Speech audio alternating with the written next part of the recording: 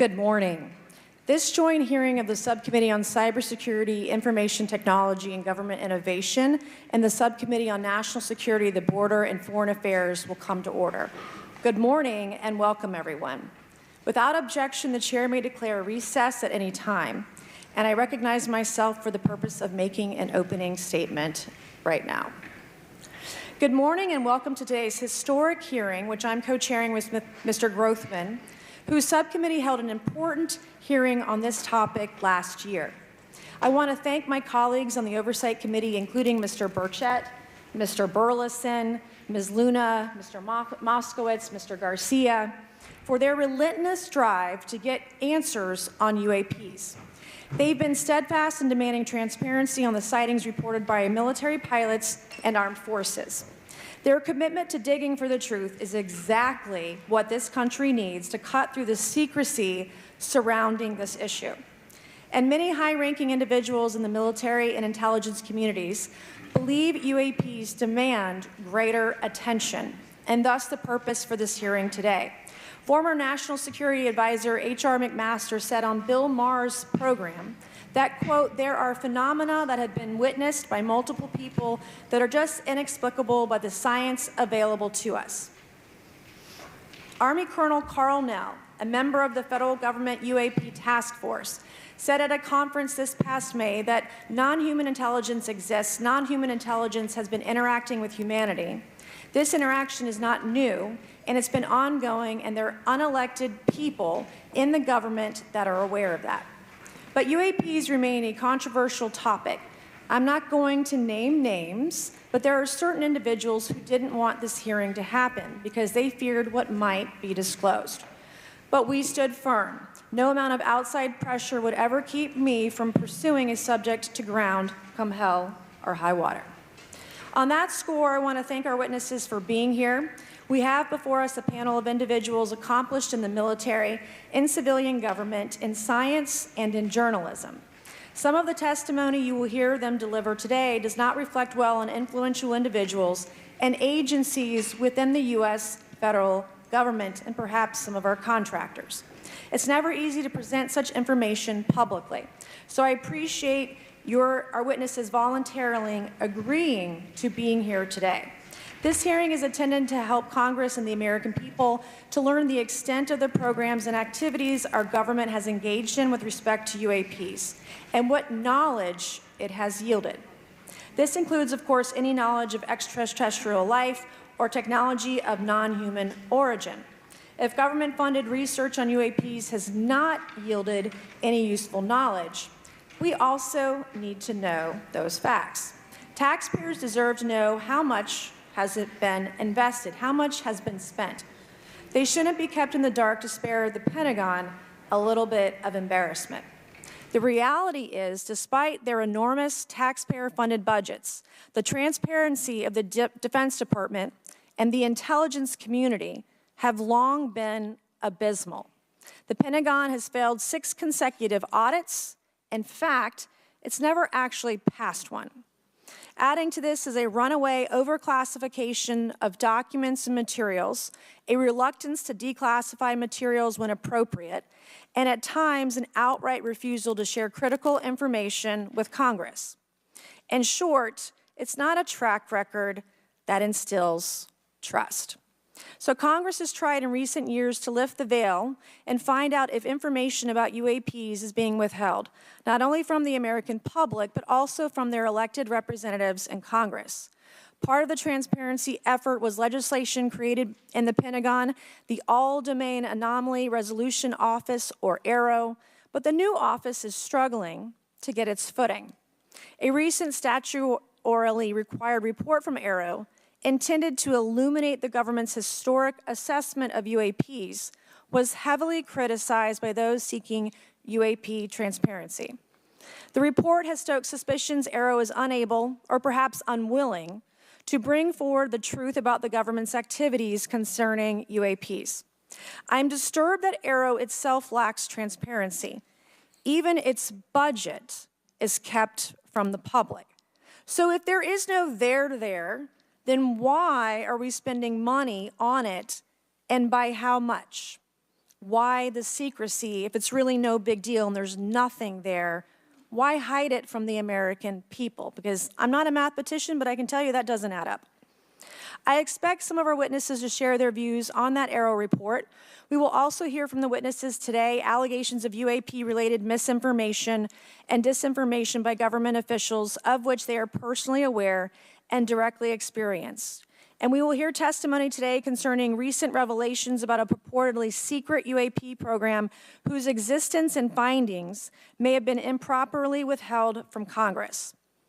But before we get to the witnesses, we're going to have a few more opening statements from our colleagues. And one thing I wanted to add at the end of my closing statement is there is a document that will be entered into the congressional record today.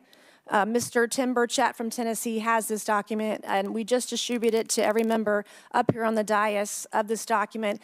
But this is going to be the original document from the Pentagon about Immaculate Constellation that Michael Schellenberger delivered to Congress today. So thank you, Mr. Schellenberger, for this information. We are all reading it in real time now, and Mr. Burchett will enter it into the record. But 12 pages about this unacknowledged special access program that your government says does not exist. So with that, I would acknowledge my colleagues, Mr. Garcia. I want to say, first of all, to Mr. Connolly, who cannot be here today, the ranking member on my subcommittee on cybersecurity, I want to say that I was greatly saddened to hear about the recent news of Mr. Connolly's cancer diagnosis, and I want to convey to him and to all of our colleagues, we wish our very best to you and a full and speedy recovery. And with that, I would acknowledge Mr. Garcia for 5 minutes. Thank you.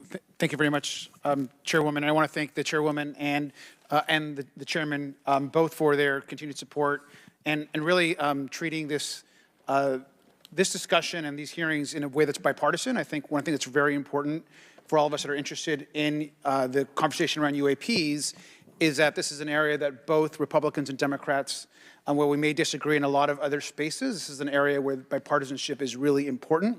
And in fact, I would add it's critical that we all continue to work together in a way that moves forward with the truth and important disclosure. So we're here to have a bipartisan and serious conversation, I believe, about our national security. We should always ground these conversations in facts, evidence, and the data in front of us. I want to note that we have our witnesses here, and I want to thank you all for being here, and note that also amongst you have folks that have also served us in our military. And I know that for many of you, this has been a difficult process, but I'm very grateful to have you with us today, and thank you for joining us. I also want to note that today's hearing builds on a quite, I think, also historic public hearing that we had many months ago that Mr. Grothman and others helped lead in this very same hearing room, where I believe we began a really important public conversation about UAPs. And so I want to thank him for that, and I especially want to thank Chairwoman Mays for her continued advocacy on this topic. I also want to start with some facts. We know that there are objects or phenomena observed in our airspace, as our witnesses will testify, and also possibly in our oceans. In many cases, we don't know what they are, and this is, of course, why we're discussing UAPs.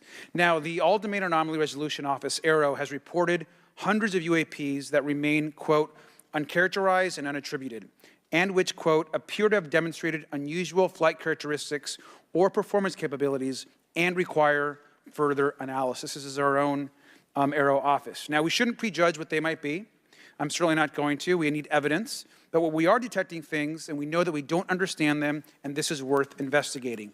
Now, the American people have legitimate questions, and I believe it's critical that Congress should help address them. This is about the truth and science and facts. Now, transparency and faith in our institutions is vital in a good democracy. Now, I'm proud to say that this hearing will build on that important bipartisan work, and I want to thank everyone for being involved, including members of our committee. Now, in our last hearing in July, we heard testimony that a significant number of pilots of major airlines have witnessed UAPs as well, but have no real confidential way of reporting them to the government. We heard that commercial pilots who encounter UAPs may be hesitant to speak openly due to stigma or fear of retaliation.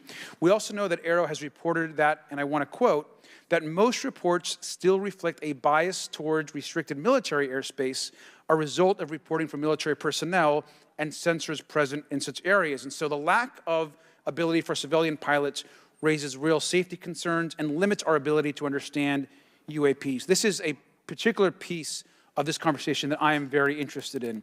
Now, our last hearing inspired us to introduce the Safe Airspace for Americans Act, joined by Chairman Grothwin, Chairwoman Mace, and a bipartisan group of co-sponsors. I see some of our leaders from Safe Airspace for Americans Act here, and that would create a safe reporting for UAP process, which we want to continue to do. Now, members of both parties and senior officials in multiple administrations have now taken an interest in this issue. Mainstream media, in many cases, are beginning to take more of an interest in this issue, and we should all be proud to carry that work and build confidence for the American people. I believe we can always be more transparent. To me, this hearing and others are simply about the truth and getting to the facts of what these UAPs actually are. It's very important that we show that Democrats and Republicans in Congress can work together to cut through misinformation and look for a serious and thoughtful way to have the discussion in public. Many of us have also called for additional public hearings to discuss UAPs. This should be a topic that continues on throughout the Congress so that we can gather more information, data, and work with the relevant agencies to gather more information. Finally, I just want to add that those that are here on this dais, many of us have participated also in classified briefings as well, and where we have also gained a lot of important, I think, and interesting information, at least I personally have. And so with that information, we want to continue today's hearing, and I thank all of our witnesses for being here. And with that, I'd like to yield back.